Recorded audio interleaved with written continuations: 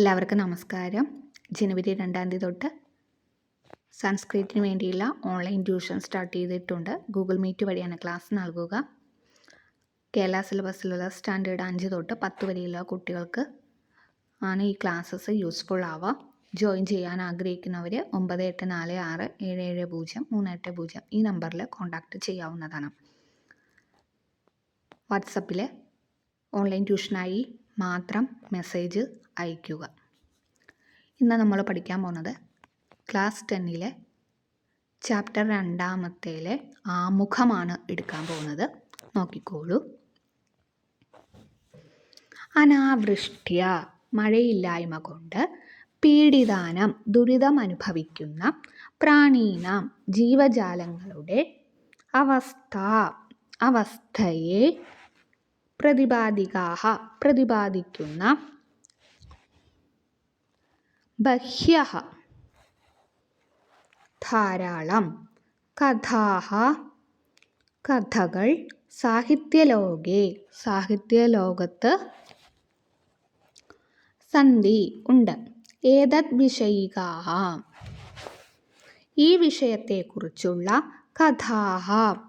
കഥകൾ കൈരള്യാമപി മലയാള ഭാഷയിലും വിദ്യന്തെ ഉണ്ട്.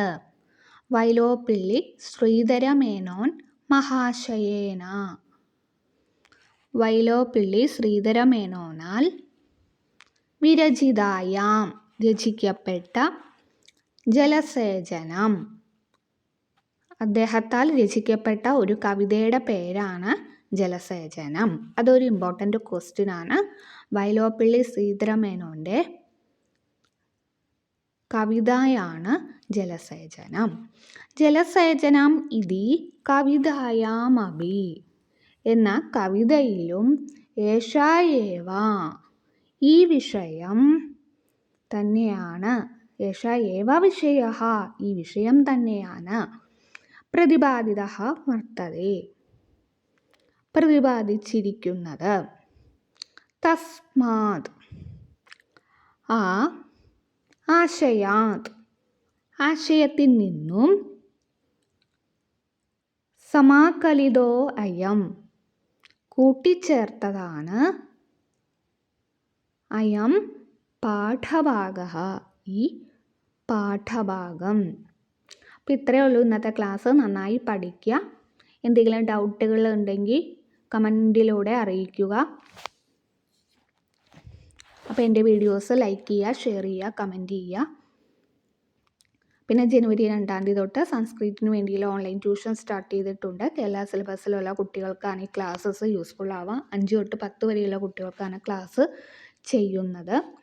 ഗൂഗിൾ മീറ്റ് വഴിയാണ് ക്ലാസ് നൽകുന്നത്. ജോയിൻ ചെയ്യാൻ ആഗ്രഹിക്കുന്നവർ 9846770380 ഓൺലൈൻ ട്യൂഷനായി മാത്രം വാട്സപ്പിൽ മെസ്സേജ് അയയ്ക്കുക.